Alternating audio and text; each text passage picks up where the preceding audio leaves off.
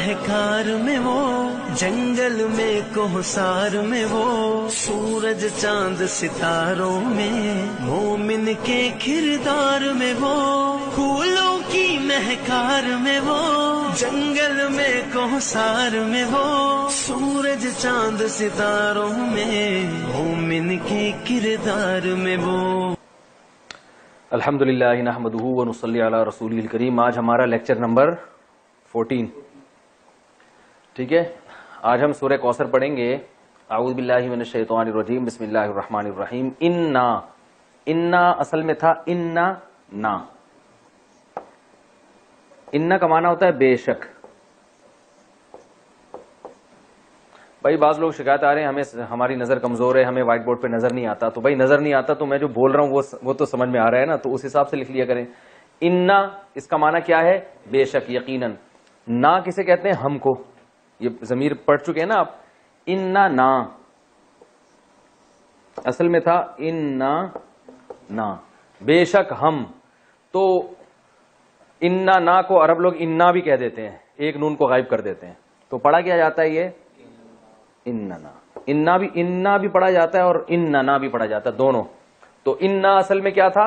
انا نا اعطینا اکرمنا، باب اکرام پڑھا نا آپ نے، اکرام کا معنی اکرام کرنا۔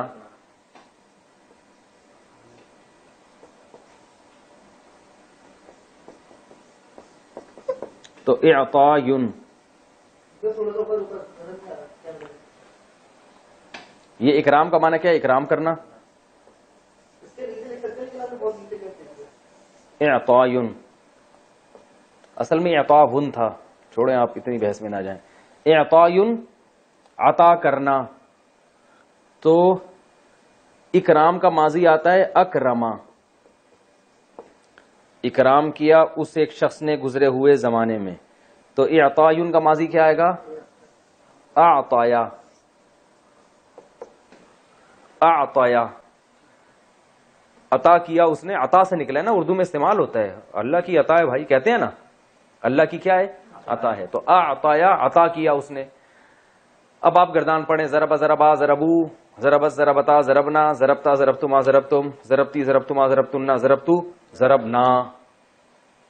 تو اعطی اکرمنا اعطینا، ٹھیک ہے نا۔ اکرما اکرما اکرمو اکرمت اکرمتا اکرمنا اکرمتا اکرمتما اکرمتم اکرمتی اکرمتما اکرمتمنا اکرمتو اکرمنا، اکرمنا اعطینا، عطا کیا ہم نے۔ بہت آسان ہے اگر دماغ استعمال کیا جائے۔ اعطینا جیسے اکرمنا، ٹھیک ہے۔ عطا کیا ہم نے، کا وہی ضمیر ہے، ہوا ہما ہم، ہما ہم، کا کما کم، کی کما کننا۔ تو یہ بتا چکا ہوں میں کا معنی آپ کو۔ تو خطاب رسول اللہ صلی اللہ علیہ وسلم کو ہے۔ انا اعطیناک الکوثر،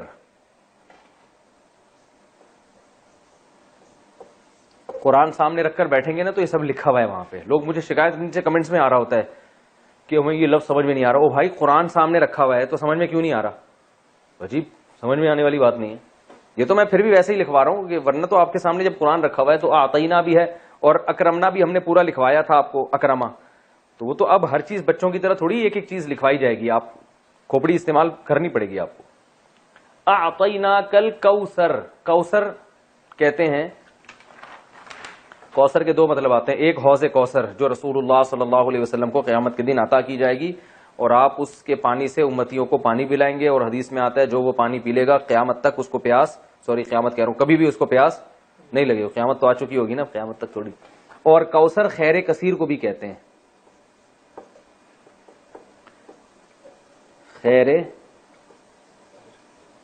کوئی بھی بہت بڑی خیر ہو اس کو بھی کوثر کہتے ہیں۔ تو دونوں تفسیریں۔ انا اعطیناک الکوثر فصلی، یہ مزیدار ہے، فصلی۔ فا الگ لفظ ہے، فا کا معنی تو، صلی کیا ہے اصل میں یہ سمجھیں۔ صلی یہ کیا ہے؟ باب تفعیل آپ نے پڑھا تھا نا، تسبیح،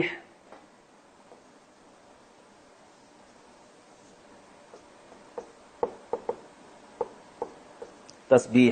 اس کا ماضی کیا آتا ہے؟ سبح. مضارع کیا آتا ہے؟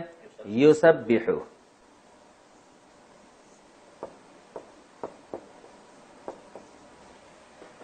امر کیا آئے گا؟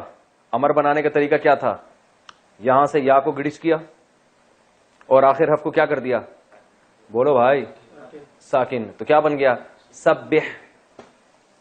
یا کو حذف کیا. پہلا حرف چونکہ زبر ہے پہلے پہ جزم نہیں ہے اس لیے شروع میں الف لانے کی ضرورت نہیں ہے تو یہ بنتا ہے سبح.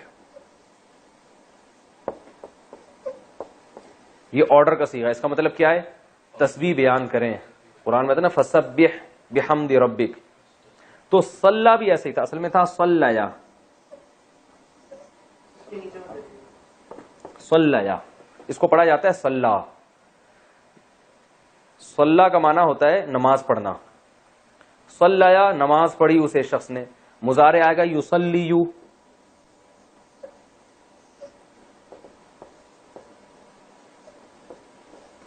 یصلیو جس کو پڑھا جاتا ہے یصلی. یہ یا آ رہا ہے نا, واو الف اور یا حروف گڑبڑیاں ہیں نا تو یہ چینج ہو جاتے ہیں. تو یہ پڑھا جاتا ہے یصلی. کیا پڑھا جاتا ہے؟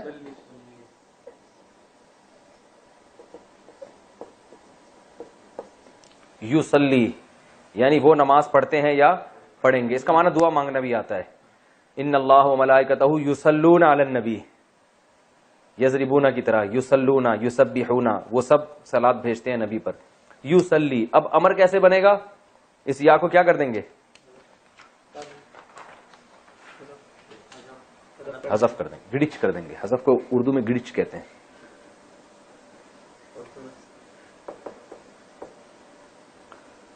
یصلی. ٹھیک ہے نا. تسلی بھی یصلی بھی ایک ہی بات ہے. اس تا کو گرایا تو کیا بن گیا؟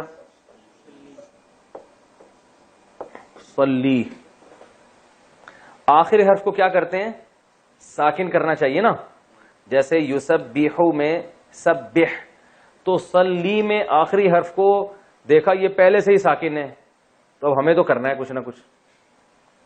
بس ہم نے ساکن کرنا ہے. امر بنا رہے ہیں ہم تو ہم نے کیا یار جو ساکن ہے نا اب اس کو مزید ساکن کرنے تو کر نہیں سکتے, اس کو اڑائی دو. اور ویسے بھی حروف گڑبڑی ہے نا, واو الف یا واول حروف ہیں تو یہ آگے پیچھے ہوتے رہتے ہیں. تو کیا کر دیا؟ صلی. تو یہ امر میں یہ آخری حرف میں اگر یہ یا رہا ہوتا ہے نا تو اس کو غائب ہی کر دیتے ہیں. سمجھ میں آ گیا؟ ٹھیک ہے. نہیں آیا تو صلی امر کا صیغہ ہے, بس یہ ذہن میں رکھو. باب تفعیل ہے تسبیح کی طرح. صلی. صلی کا معنی نماز پڑھو. تو بھی کہتے ہیں نا صلو علی الحبیب. یہ صلو علی الحبیب کیا ہے؟ یہ آپ کو گرین چینل میں ملے گا. صلو علی الحبیب اصل میں تھا صلیو. اب یہ گرین چینل والوں کو یہ بات کا پتہ نہیں ہے کہ نہیں کہ یہ اصل میں کیا تھا. صلیو علی الحبیب تھا اصل میں. سبحو کی طرح. جیسے سبح ابھی میں نے آپ کو بتایا اس کا معنی ہے تسبیح بیان کر تو ایک آدمی. سبحا تم دونوں. سبحو تم سب تسبیح بیان کرو. تو اصل میں تھا صلیو علی الحبیب. لیکن یا آ رہا ہے حروف گڑبڑی ہے تو صلیو میں گھمانا تھا تو انہوں نے سلو ہو گیا. کیا بنا دیا اس کو؟ سلو.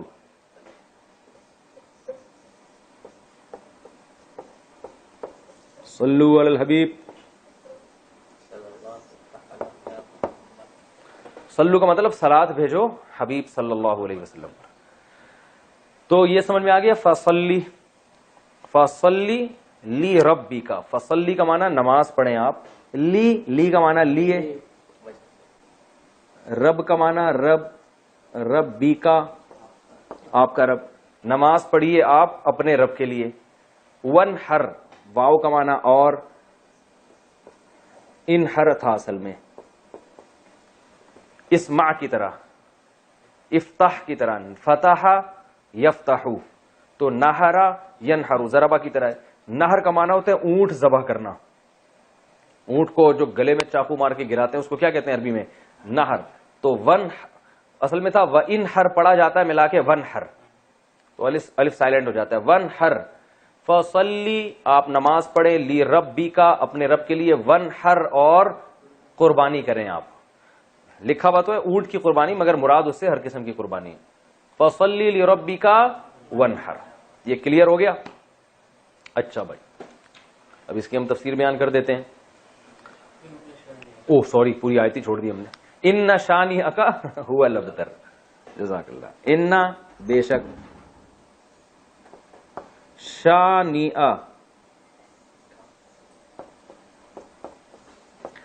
یہ جو شانئ ہے یہ لفظ اردو میں استعمال ہوتا ہے, اس کا معنی ہے دشمن. شانئ کسے کہتے ہیں؟ دشمن کو. کا معنی آپ کا. ان شانئ کا بے شک آپ کا دشمن هو الابتر وہ دشمن کیا ہے؟ ہوا کا معنی وہ الابتر. ابتر اصل میں دم کٹے کو بھی کہتے ہیں, جس کی دم کٹ گئی ہو اس کو بھی کہتے ہیں جس کا نام و نشان ختم ہو جائے. ابتر کا معنی کیا ہے؟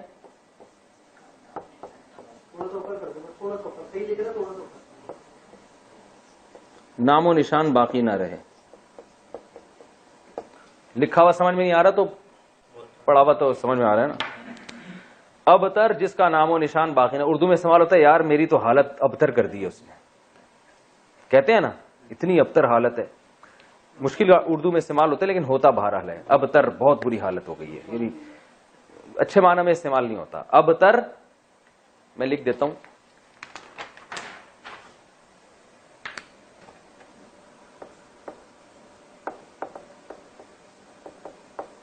دم کٹے کو بھی کہتے ہیں وہ جس کا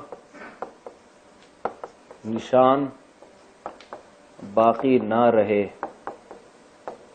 نسل باقی نہ رہے. ٹھیک ہے, افعال کے وزن پر صیغہ صفت ہے. چھوڑو صیغہ صفت کو, کنفیوز ہو جائیں گے لوگ. ابتر بس کہتے ہیں, کس کو کہتے ہیں؟ ہے تو صیغہ صفت. افعل جیسے اعما, اسممو, ہاں عیب کے معنی میں ہے نا. اور اعور جیسے میں نے مثالیں دی تھی, اس کی مؤنث آتی ہے بترا. اچھا خیر, تو ان نشانیوں کا ہو الابتر قرآن کی مختصر ترین صورت. تو ہم آگے قل یا ایھا الکافرون بھی حل کر لیتے ہیں, پھر دونوں صورتوں کی تفسیر ایک ساتھ ریکارڈ کروا دیتا ہوں. ٹھیک ہے, اگلی صورت ہے قل یا ایھا الکافرون. قل کیا ہے اصل میں؟ قل بہت استعمال ہوا ہے قرآن میں. اصل میں تھا قوالا, قوالا یقبلو, قوالا یقبلو. جیسے نصرہ ینصرو, نصرہ ماضی, ینصرو مضارع. واو حروف گڑبڑی ہے. قوالا کو قالا پڑھتے ہیں, یقبلو کو یقولو پڑھتے ہیں. یقولو کو کیا پڑھتے ہیں؟ یقولو.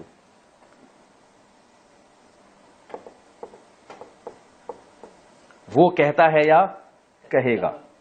جب امر بناتے ہیں تو سب سے پہلا کام ہمارا کیا ہوتا ہے؟ اس یا کو گرا دیتے ہیں, مارکیٹ سے کیا کر دیتے ہیں؟ شارٹ. یہ بن گیا قولو. کیا بن گیا؟ قولو. صاف کر کے لکھ دیتا ہوں یہاں پہ موٹا موٹا.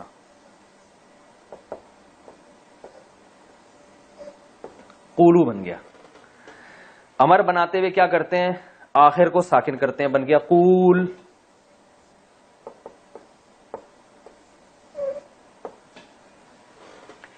شروع میں الف لے کر آتے ہیں, اگر پہلا حرف ساکن ہو, نہیں ہو تو کچھ لانے کی ضرورت نہیں ہے. تو یہ کیا بن گیا؟ قول. اس کا معنی ہے کہو, ایک آدمی سے خطاب ہو رہا ہے, کہہ. اب قول اتنا لمبا ہے اور یہ ہے بھی واو گڑبڑی حرف ہے, تو عرب نے اس کو بنا کے دیا قل. اب قول کون بولے گا بھائی؟ اتنی دیر اس کی بات کرنے میں نہیں لگی جتنی دیر آپ کو اس کے کہنے میں لگ رہی ہے. بھائی میں آپ سے کہتا ہوں بات کریں, اور بات کرنے کا لفظ اتنا لمبا میں نے کھینچ دیا کہ آپ کے ٹائم ختم ہو چکا ہے. ایسا ہی کہ آپ نے جتنی دیر میں مجھے بات کرنے کے لیے کہا ہے تو میرے بات کرنے کا ٹائم بھی آپ پی گئے ہیں. تو اگر آپ بولیں نا قول, وہ کہے گا قول کچھ کہنے کے قابل چھوڑا نہیں ہے, ٹائم ختم ہو گیا, میٹنگ کا ٹائم, آپ جا سکتے ہیں. تو اس لیے عربوں نے کیا کیا؟ قول کو شارٹ کر کے کیا کر دیا, اور بہت اچھا کام کیا. صحیح ہے نا, بالکل مناسب کام کیا. جب قل سے بات بن رہی ہے تو قول کہنے کی ضرورت کیا ہے؟ تو انہوں نے قول کو بنا دیا قل. یہ عربی اہل لغت کی بات کر رہا ہوں, یہ نبی صلی اللہ علیہ وسلم سے پہلے جو عرب تھے نا, زبان تو خود ہی نیچرل اس میں بن جاتی ہے نا, تو یہ بن گیا قل. قل کا معنی کہے. ٹھیک ہے نا, قول سے نکلا ہے. قول اردو میں استعمال ہوتا ہے, بات کو کہتے ہیں. دو بندوں کو بولیں گے تو قولا، قولو، قولی، ٹھیک ہے نا. اچھا قل کہہ دیں. یا کا معنی کیا ہے؟ اے. اردو میں استعمال ہوتا ہے یا اللہ، ہم کہتے ہیں نا یا اللہ، اے اللہ. قل یا ایھا الکافرون. ایھا، یہ ایھا کا لفظ بہت استعمال ہوا ہے. ایو کا مطلب ہوتا ہے یہ صرف یوں سمجھ لیں کہ ایک تنبیہ کے لیے لگایا جاتا ہے. جیسے ہم کہتے ہیں ارے، اور ہا کا معنی بھی ایک تنبیہ، ہا یعنی ادھر متوجہ ہو جاؤ. تو اب اتنی گہرائی میں آپ کو جاننے کی ضرورت نہیں ہے، بس ایھا کا مطلب کیا؟ ارے ہو، ارے ہو، ارے بھائی. جیسے ہم اردو میں کہتے ہیں نا، تو ارے بھی کر سکتے ہیں اس کا ترجمہ. لیاری کی زبان میں اڑے، ٹھیک ہے نا، اڑے کہتے ہیں اسے. ہمارے ارے بھی. ایھا کا معنی او، اے. یا کا معنی اے، ایھا کا معنی او. اے او الکافرون، اے او کافروں.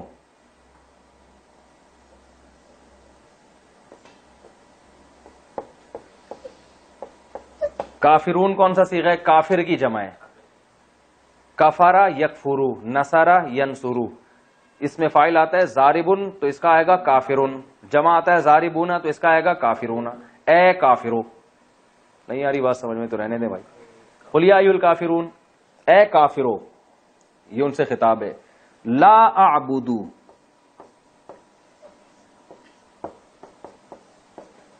اعبد انصرو کی طرح. انصرو میں مدد کرتا ہوں، اعبد میں عبادت کرتا ہوں. لا اعبد میں عبادت نہیں کرتا. لا اعبد ما، یہ جو ما ہے نا اس کے بہت سارے معنی آتے ہیں. ایک معنی اس کا الذی والا بھی آتا ہے. الذی کا معنی وہ جو کہ، تو ماں کا معنی بھی وہ جو کہ.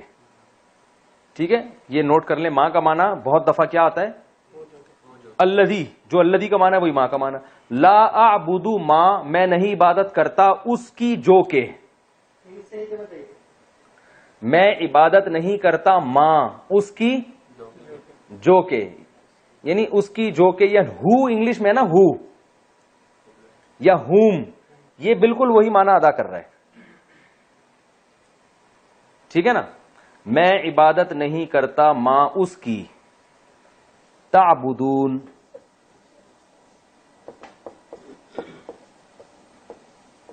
تعبدون تنصرون کی طرح. تنصرو تم مدد کرتے ہو، تنصرو، تنصرانی، تنصرون تم سب مدد کرتے ہو. تعبدون تم سب عبادت کرتے ہو. مطلب کیا ہو؟ میں عبادت نہیں کرتا ماں اس کی، تعبدون تم عبادت کرتے ہو جس کی. بہت آسان. میں عبادت نہیں کرتا اس کی جس کی عبادت تم کرتے ہو. ولا، واو کا معنی اور، لا کا معنی نہیں، انتم کا معنی انتم. میں نے بتایا تھا نا انٹی اور انتم کا فرق بتایا تھا. انتم عابدون، ضاربون کی طرح، کافرون کی طرح، قاتلون کی طرح. قاتل قتل کرنے والا، قاتلون بہت سارے. تو عابد عبادت کرنے والا، عابدون بہت سارے عبادت کرنے والے. تو ولا انتم، اور نہیں ہو تم بھی، عابدون عبادت کرنے والے. کیونکہ انتم بہت سارے ہوتے ہیں نا، تم سب کو خطاب ہے. تو عابد کے بجائے عابدون. ولا انتم عابدون، اور تم عبادت کرنے والے نہیں ہو. اس میں فاعل ہے یہ.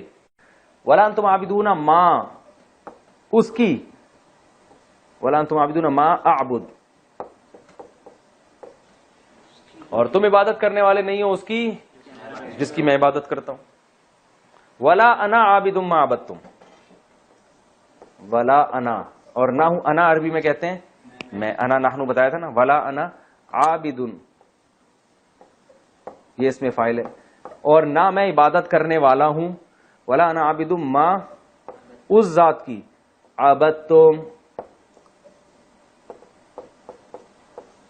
عبد تم تھا اصل میں، پڑھتے عبد تم ہے. ضرب تم کی طرح، نصر تم. بھائی دیکھو نا، ضربا ضربا ضربو، ضربت ضربتا ضربنا، ضربتا ضربتما ضرب تم سب مارتے ہو. عبد تم سب عبادت کرتے ہو. ولا انا عابدن، اور نہ ہی میں عبادت کرنے والا ہوں ماں اس معبود کی، عبد تم جس کی تم عبادت کرتے ہو. پھر دوبارہ تکرار کیا اسی مضمون کا. ولا انتم عابدون ما اعبد، یہی آیت دوبارہ آئی ہے. اور نہ تم عبادت کرنے والے ہو ماں اس ذات کی، عابد جس کی عبادت میں کرتا ہوں. لکم، لام کا معنی لیے، کم کا معنی تمہارے. لکم دینکم،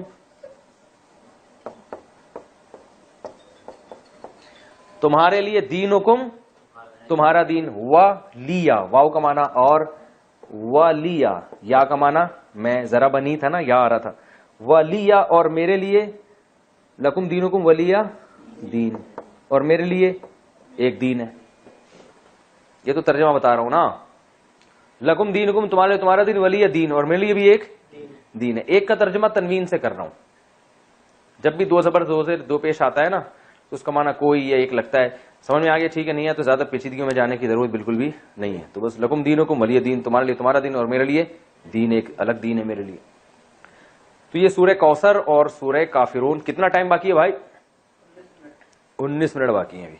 تو سورہ کوثر اور سورہ کافرون کا میں نے آپ کو جو گرامر کے لحاظ سے حل کر دیا.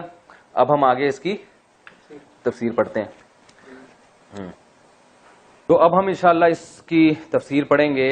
پہلے سورہ کوثر ہم نے پڑھی ہے. کوثر عربی میں خیر کثیر کو کہتے ہیں. اس سورت کا ایک شان نزول ہے. شان نزول اس کا یہ ہے کہ رسول اللہ صلی اللہ علیہ وسلم جب مکہ مکرمہ میں تھے تو آپ صلی اللہ علیہ وسلم نے لوگوں کو توحید کی دعوت دی. تو بہت سو نے قبول کی، بہت سو نے انکار کیا. آپ صلی اللہ علیہ وسلم کے دشمن پیدا ہو گئے. عرب میں نرینہ اولاد کو ایک بہت بڑا تحفہ سمجھا جاتا تھا. آپ صلی اللہ علیہ وسلم کے نرینہ اولاد نہیں تھی. آپ کے بیٹے پیدا ہوئے قاسم، اور ان کا انتقال ہو گیا.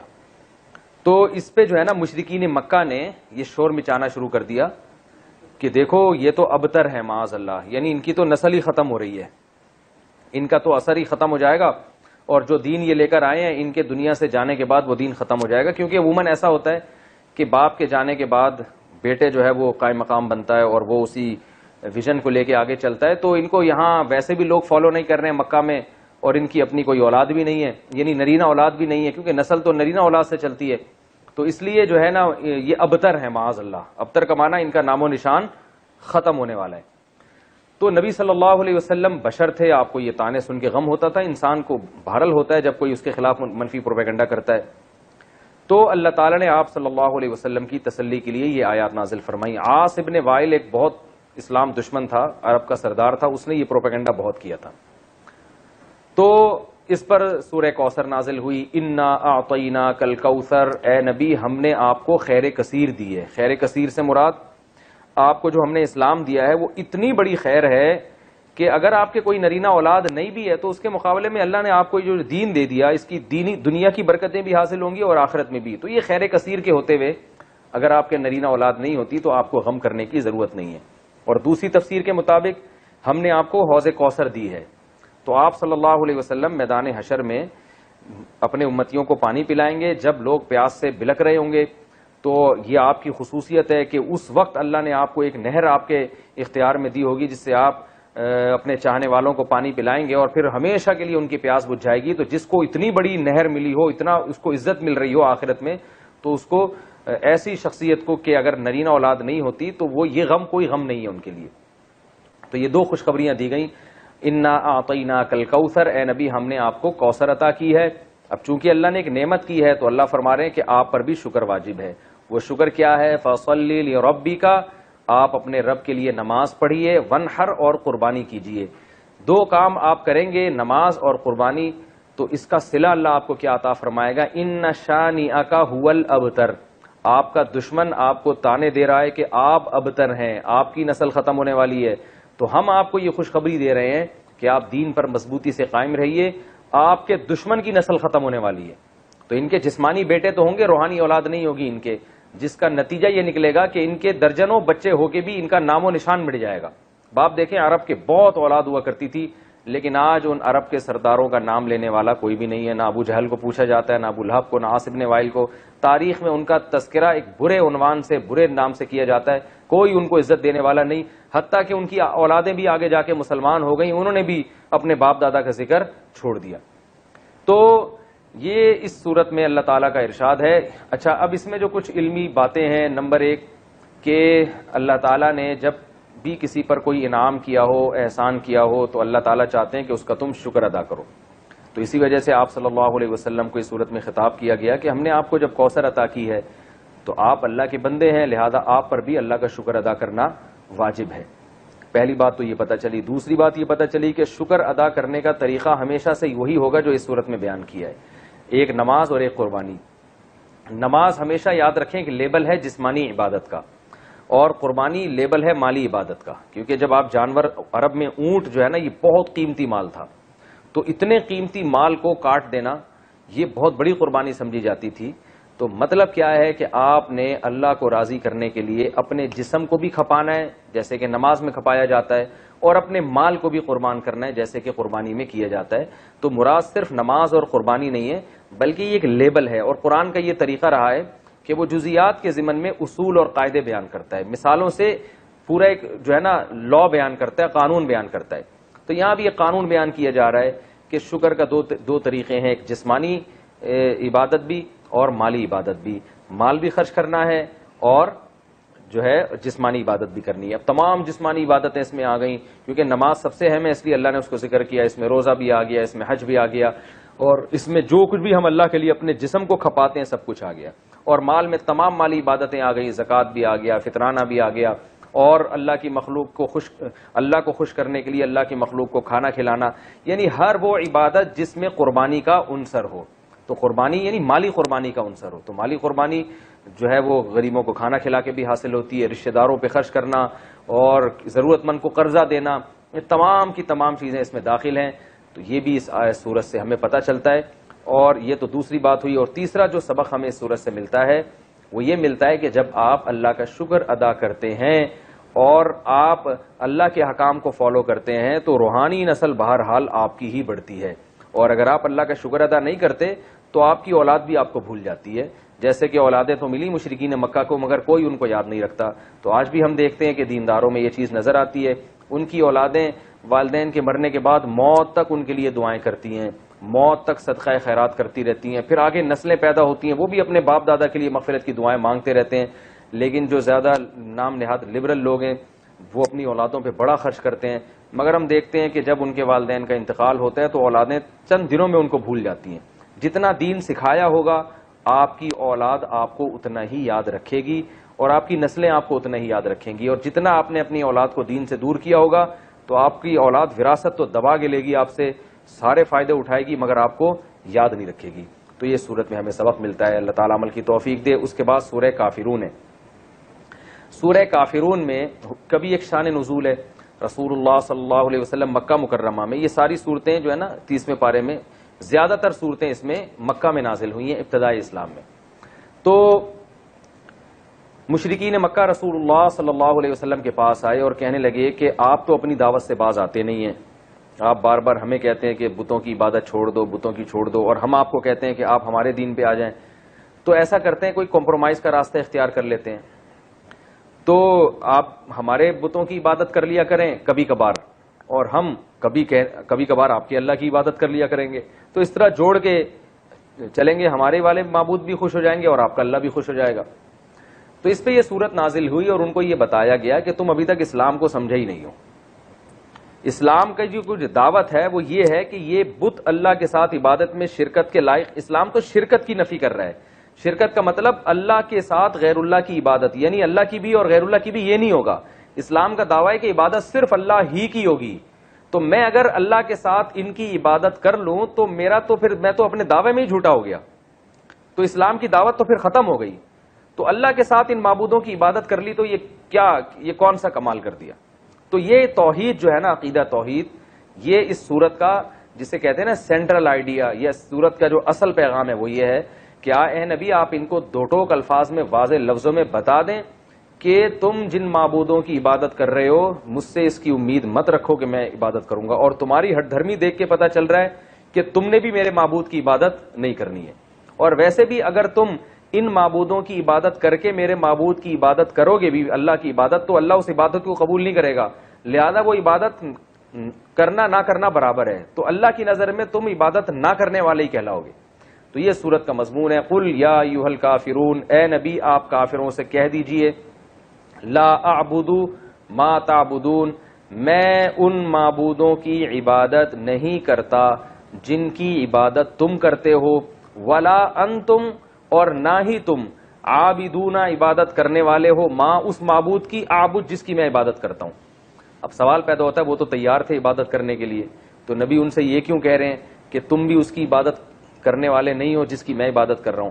وہ نبی اس لیے کہہ رہے تھے کہ تم اپنے نظریے کے مطابق اگر میرے معبود کی عبادت کر بھی لو تو اللہ کی نظر میں تم اللہ کی عبادت کرنے والے کہلاؤ گے ہی نہیں، کیونکہ اللہ اس عبادت کو مانتا ہی نہیں ہے جس میں اللہ کے ساتھ کسی کو شریک کیا جائے۔ اس لیے بتا دیا کہ تم بھی میرے معبود کی عبادت کرنے والے نہیں ہو۔ تم اس خوش فہمی میں نہ رہو کہ تم ادھر بتوں کی بھی عبادت کرو گے اور اللہ کی بھی عبادت کرو گے تو کچھ دین حق کا حصہ تمہیں بھی مل جائے گا اور کچھ اللہ تمہیں کچھ نواز دے گا اس پہ، تو اس خوش فہمی میں مبتلا مت رہو۔ ولا انتم عابدون ما اعبد، تم کون سا عبادت کرنے والے ہو؟ اس معبود کی جس کی میں عبادت کرتا ہوں، تو وہ عبادت تمہاری ہونا نہ ہونا برابر ہے۔ تو جیسے تم اپنے ہٹ دھرمی پہ قائم ہو اور شرک کر رہے ہو اور تم اللہ کی عبادت نہ کرنے والے شمار ہو رہے ہو، تو ایسے بھائی ہم بھی پھر اپنے دین پر مضبوط ہیں، ہم بھی تمہارے معبودوں کی عبادت نہیں کریں گے۔ تو اسی آیت کو پھر دوبارہ دہرایا گیا تاکید کے لیے کہ ولا انا عابد ما عبدتم، نہ میں اس کی عبادت کرنے والا ہوں جس کی عبادت تم کرتے ہو، ولا انتم عابدون ما اعبد، یعنی اسی مضمون کو تکرار کیا گیا۔ قرآن میں ایسا ہے کہ ایک آیت کو بار بار تکرار کیا گیا ہو تاکید کے لیے، جیسے ہم کسی کو بات سمجھاتے ہیں نا تو ایک دفعہ کہتے ہیں، پھر 2 دفعہ کہتے ہیں، پھر 3 دفعہ کہتے ہیں، تو یہ عرب کا ایک دستور تھا، اس طرح سے بات کو سمجھایا کرتے تھے۔ قرآن میں اس کی بہت مثالیں ملتی ہیں۔ تو اللہ نے فرمایا کہ آپ ان سے کہہ دیجئے کہ تم بھی اس کی عبادت نہیں کرتے جس کی میں عبادت کرتا ہوں، اور ولا انا عابد ما عبدتم، اور نہ میں اس کی عبادت کروں گا جس کی تم عبادت کرتے ہو۔ تو نہ فی الحال ایسا ممکن ہے، نہ مستقبل میں ایسا ممکن ہے۔ لکم دینکم ولی دین، تمہارے لیے تمہارا دین اور میرے لیے میرا دین۔ اس آیت کا یہ مطلب نہیں ہے کہ ان کو اجازت دی جا رہی ہے کہ تم اپنے دین پر عمل کرو، میں اپنے دین پر۔ اس کو کہتے ہیں متارکت، کہ جب کوئی ہٹ دھرم ہو اور بات نہ مان رہا ہو تو جان چھڑانے کے لیے اس کو یہ کہا جا سکتا ہے کہ بھائی تم اپنے دین کو فالو کرو، ہم اپنے دین کو فالو کرتے ہیں۔ مطلب یہ کہ تم اپنا دین نہیں چھوڑ سکتے تو کم از کم ہمیں تنگ مت کرو، ہم سے امید مت رکھو کہ ہم اپنا دین چھوڑ دیں گے۔ تو یہ تو اس صورت کی جو بیسک تفسیر تھی وہ میں نے بیان کی ہے۔ اس صورت میں جو علمی نکات ہیں، سب سے پہلا نقطہ یہ ہے کہ بعض لوگ آج کہتے ہیں کافر کو بھی کافر کہنے کی اسلام میں اجازت نہیں ہے، تو اگر اجازت نہ ہوتی تو اللہ یوں کہتے قل یا ایھا الکافرون، اے نبی اے کافرو۔ جناب پروفیسر غامدی صاحب آج کل یہ نعرہ لگا رہے ہیں کہ ہم کون ہوتے ہیں ٹھیکیدار کسی کو ہم کافر کہیں، لہذا قادیانی کو آپ کافر نہیں کہہ سکتے، یعنی وہ کافر ہیں تو صحیح لیکن آپ ان کو کہہ نہیں سکتے کیونکہ ہم کوئی ٹھیکیدار نہیں ہیں۔ تو بے شک ہم ٹھیکیدار نہیں ہیں لیکن اللہ تو کہہ سکتا ہے نا۔ جب اللہ نے کسی کو کافر کہہ دیا تو اللہ نے تو جب کہہ دیا کافر تو پھر تو مہر لگ گئی نا کہ یہ کافر ہے۔ تو اللہ اس کے رسول صلی اللہ علیہ وسلم نے ہمیں بتایا ہے کہ کن چیزوں سے ایمان ختم ہو جاتا ہے، انسان اسلام سے خارج ہو جاتا ہے، اور کن چیزوں سے انسان اسلام میں باقی رہتا ہے۔ تو جب اللہ اس کے رسول نے بتا دیا تو معیار ہمارے پاس آ گیا، اس معیار میں ہم ڈھال کے لوگوں کو چیک کر سکتے ہیں۔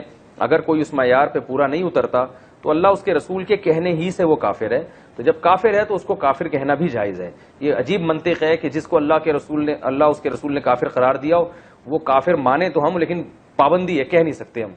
یہ ایسے ہی ہے جیسے ایک آدمی کو کہہ دیا کہ یہ بیمار ہے، ڈاکٹروں نے آپ کو بتا بھی دیا کہ ثبوت بھی دے دیے کہ بھئی اس کا وائرس پازیٹیو آیا ہے اور سب کچھ بتا دیا، آپ نے کہا ڈاکٹر کہہ رہے ہیں کہ یہ بیمار ہے لیکن ہمیں گورنمنٹ نے ہمیں اس کو بیمار کہنے پر پابندی لگائی ہے، تو بھائی اور ہم ٹھیکیدار نہیں ہیں کہ ہم کسی کو بیمار کہیں، بھائی ہم نہیں ہیں لیکن ڈاکٹر کا تو یہ رائٹ ہے نا کہ وہ چیک کر کے بتائے۔ تو کافر قرار دینا یہ اللہ اس کے رسول کو اتھارٹی ہے، تو جس کو اللہ اس کے رسول نے کافر قرار دے دیا ہو اس کو کافر کہنے پر کوئی گناہ نہیں ہے۔ ہاں مصلحتاً کوئی کافر نہ کہے، اس لیے کہ دین کے جب آپ کسی کو قریب کرنا چاہتے ہیں تو آپ ایسے الفاظ استعمال کرتے ہیں جس سے وہ قریب ہو، جیسے قرآن نے اہل کتاب کو اہل کتاب کہا کیونکہ اہل کتاب کے لفظ میں ایک قسم کی عزت ہے، تو جب آپ اس کو عزت دیں گے تو وہ دین کے قریب آئے گا۔ تو اس نیت سے اگر کوئی وقتی طور پر کسی کافر کو کافر نہیں کہتا تو اس میں کوئی حرج نہیں ہے دین کے قریب لانے کے لیے، لیکن علی الاطلاق پابندی لگا دینا کہ قادیانیوں کو کافر نہیں کہا جائے گا اور فلاں کو کافر نہیں کہا جائے گا، تو وہ جو کافر ہے وہ تو کافر ہی کہا جائے گا اس کو۔ تو یہ خامخواہ کی افلاطونی اور ایک عجیب سی منطق ہے۔ تو قرآن نے بھی کافر کہا اور نبی کو بھی کہا کہ اے نبی آپ یوں کہہ دیے اے کافر ہو۔ کافر کا معنی انکار کرنے والا، اے انکار کرنے والو، اے اللہ اس کے رسول کا انکار کرنے والو۔ تو لا اعبد ما تعبدون، جس کی تم عبادت کرتے ہو میں اس کی عبادت نہیں کر سکتا۔ تو پہلا علمی نقطہ کیا پتا چلا کہ کسی کافر کو کافر کہہ سکتے ہیں بشرطے کہ مصلحت کے خلاف نہ ہو۔ دوسرا علمی نقطہ ہمیں یہ پتا چلا کہ جب آپ کسی کو بھی دین کی دعوت کی طرف لے کر آئیں تو ایک حد تک محنت کریں، اور جب آپ نا امید ہو جائیں اسباب کی دنیا میں تو پھر آپ برات کا اعلان کر دیں. یعنی یہ ہر کافر کے بارے میں نہیں ہے، یہ سورت تو ان کافروں کے بارے میں نازل ہوئی نا جو ہٹ دھرم تھے، ضدی تھے، ایمان لانے کے لیے کسی قیمت پہ تیار ہی نہیں تھے. تو ایک اسٹیپ ایسا آتا ہے کہ اس میں آپ کو یہ کہنے کی اجازت ہے کہ بھائی ہم تم سے بری ہیں، لکم دینکم ولی دین، تمہارے لیے تمہارا دین اور ہمارے لیے ہمارا دین. کیونکہ اب ہمیں تمہارے انداز سے اور تمہارے عمل سے پتہ چل گیا، ایک اندازہ ہو گیا کہ تم ہمارے دین کو فالو کرنے والے نہیں ہو. تو اب ایسی صورت میں بجائے اس کے کہ آپ دوبارہ پھر ان سے چپکے رہیں، اس کا نقصان یہ ہوتا ہے کہ برے ماحول کا آپ پہ بھی اثر پڑتا ہے، تو ان سے کنارہ کشی اختیار کر لی جائے. بھائی اگر آپ کو اسلام سمجھ میں نہیں آ رہا تو جیسے آپ جو سمجھ میں آ رہا ہے پھر اس پر کرو، اللہ آخرت میں خود ہی فیصلہ کر دے گا. تو چونکہ یاد رکھو اس صورت کا یہ مطلب ہرگز نہیں ہے کہ لکم دینکم ولی دین. کیونکہ میرا ایک عیسائی سے مناظرہ ہو رہا تھا، مناظرہ تو نہیں بحث ہو رہی تھی، تو عیسائی نے کہا آپ کے تو قرآن میں خود لکھا ہوا ہے لکم دینکم ولی دین، مسلمانوں کے لیے اسلام ہے اور ہمارے لیے ہمارا دین، تو ہمارے لیے عیسائیت ہے، تو ہمیں عیسائیت پہ ہی اللہ بخش دے گا. میں نے کہا عیسائیت کا یہ مطلب نہیں ہے بھائی، عیسائیت کا مطلب یہ ہے کہ تم نے بات تو ماننی نہیں ہے، تو دنیا میں ہم تم سے برات کا اعلان کرتے ہیں اور ہم تم کو چھیڑیں گے نہیں. تم اگر اسی دین کو فالو کرتے ہو تو کرتے رہو، اللہ خود ہی قیامت میں حشر جو ہے نا وہ تمہارا کر دے گا اور اللہ خود ہی انتقام لے لے گا. کیونکہ القرآن یفسر بعضہ بعضا، قرآن کی ایک آیت دوسری آیت کی تفسیر کرتی ہے. دوسرے مقام پہ اللہ نے فرمایا ان الدین عند اللہ الاسلام، دین اللہ کی نظر میں صرف اسلام ہے. اور ایک اور جگہ فرمایا وَمَن يَبْتَغِي غَيْرَ الْإِسْلَامِ دِينًا فَلَن يُقْبَلَ مِنْهُ، جو اسلام کے علاوہ کسی اور مذہب کو فالو کرے گا ہرگز قیامت کے دن قبول نہیں کیا جائے گا. وَهُوَ فِي الْآخِرَةِ مِنَ الْخَاسِرِينَ، اور وہ آخرت میں خسارے والوں میں سے ہوگا. تو اللہ جب ایک جگہ واضح لفظوں میں فرما رہے ہیں کہ اسلام کے علاوہ کوئی دین قابل قبول نہیں ہے، تو اللہ کیسے پرمیشن دے سکتے ہیں لکم دینکم کہ تم جس دین کو فالو کرتے رہو؟ تو کوئی فالو کرنے کی اجازت نہیں ہے. صرف بتانا یہ مقصد ہے کہ تم اگر ہماری بات نہیں مانتے تو دنیا میں تم اسی دین کو فالو کرو، ہم زبردستی اپنا دین تم پر مسلط نہیں کریں گے، ہم زبردستی تم سے بحث مباحثہ کر کے تمہیں زبردستی لانے کی کوشش نہیں کریں گے. یہ مطلب ہے.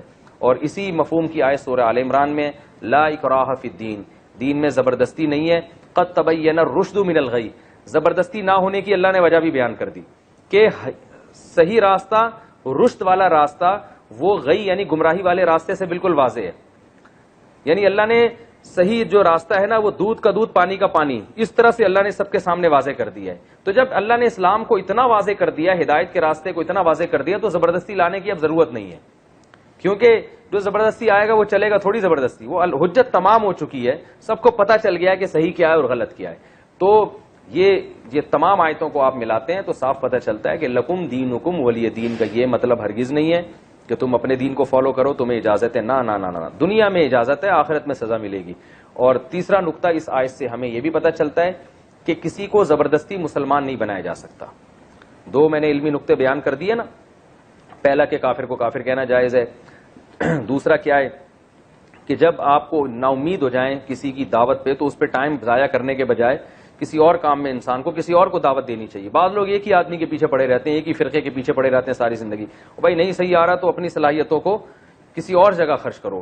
بہت سے لوگ ایسے ہیں جن میں ہدایت کا جذبہ ہے، تو ان پہ اپنی صلاحیتوں کو خرچ کرو، وہ ہدایت لے آئیں گے. تو ہر دھرم لوگوں کو چھوڑ دینا چاہیے. تو یہ دوسرا نقطہ ہوا. تیسرا علمی نقطہ کیا ہوا کہ ایک انتہا کے بعد تیسرا علمی نقطہ یہ ہوا کہ لکم دینکم ولی دین میں اللہ تعالیٰ نے یہ ہمیں بتا دیا کہ آپ اپنا دین زبردستی کسی پہ مسلط نہیں کر سکتے. تو اسلام میں ایسا ہی ہے کہ کوئی اگر اسلام میں داخل نہ ہونا چاہے تو کہیں تلوار کا استعمال کی اجازت نہیں دی گئی ہے کہ لازمی اس کو واپس دین کی جو ہے نا اسلام میں داخل کیا جائے. البتہ کوئی مسلمان ہو پہلے سے اور وہ اسلام کو چھوڑ دے تو پھر حکومت کے لیے جائز نہیں ہے کہ اس کو اس غیر اسلام پہ باقی رہنے دے، کیونکہ اس کو پھر محاربہ سمجھا گیا ہے، اعلان جنگ سمجھا گیا ہے. کیونکہ اس نے اسلام کے محاسن اپنی آنکھوں سے دیکھے، اس کا عذر پھر چھوٹا نہیں ہے. کیونکہ اس طرح اگر لوگ جائیں گے تو پھر یہ اس سے جو ہے نا اسلام کو شدید نقصان پہنچتا ہے. تو اسلام میں داخل ہونے کے لیے راستہ کھلا ہوا ہے، داخل ہونے کے بعد واپسی کا آپشن اسلام نے نہیں رکھا. تو آپ سوچ سمجھ کے آئیں، نہ آئے کوئی مسئلہ نہیں، آخرت میں اللہ آپ سے خود ہی انتقام لے گا. لیکن آ گئے ریورس نہیں ہو سکتے، اس کی اسلام نے آپ کو اجازت نہیں دی ہے.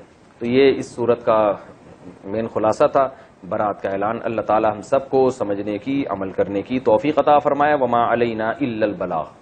پھولوں کی مہکار میں وہ جنگل میں کوہسار میں وہ، سورج چاند ستاروں میں مومن